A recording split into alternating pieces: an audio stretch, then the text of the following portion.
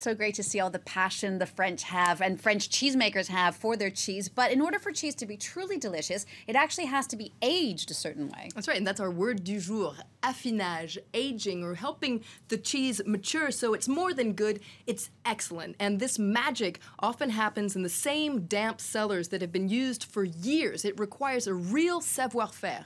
Let's listen to some professionals. Once you've started working in this profession, you begin to love the cheese. You've got to take care of the cheeses like they're your children. We call this place the kindergarten. You really bond with the cheese. You know exactly what's going on inside each one. Now, many of our viewers who are not from France, and I know this was my case when I first came to France as well, want to know about how French people eat cheese, the etiquette of cheese, if you like. That's right. The world of French cheese can be a minefield of unspoken rules. Keith Klotzel, for instance, wanted to know, when do French people eat cheese? Well, French people eat cheese at the end of a meal, right before dessert, often with salad and, of course, with wine. Now, they never eat it with crackers. You use a bread and a little butter if you're really hardcore. Another viewer, Mike Erder, wanted to know more about the rind. Do you eat the cheese rind? Well, French people will really look down on you if you don't eat the rind of a soft cheese like Camembert.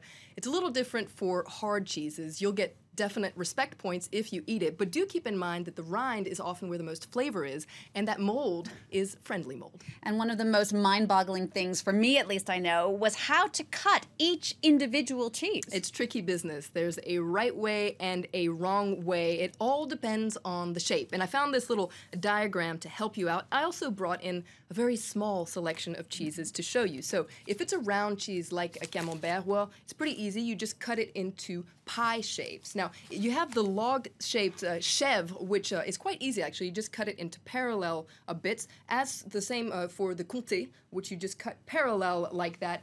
And then you have cheeses with noses. And this is what's really complicated. So you have the Brie here and the Roquefort, and you have their nose. You should never chop the nose like that. That is bad manners because the nose is where the most flavor is, and so everybody needs to have a bit. So you cut it in diagonal bits like that so that everyone can have a little taste of the nose. And as for the smell, what about the smell? Well, you never say that a cheese stinks. You say that it smells very strongly, and a strong-smelling cheese is a good quality cheese. And seeing how this, how it's smelling right now, I brought in some very good cheese. I'm so happy to taste them once we go off the air. Florence Villeminot, thank you so much for that look at how the cheese world works here in France. There are obviously so many more things we could talk about cheese. Don't hesitate to send in questions. I'm sure we could do a part deux, if you like, on cheese here on French Connections. Be sure to tweet Flo Villeminot at Flo Villeminot if you have more questions. And that wraps it up for this French Connections. Florence, thank you so much, and we'll see you shortly.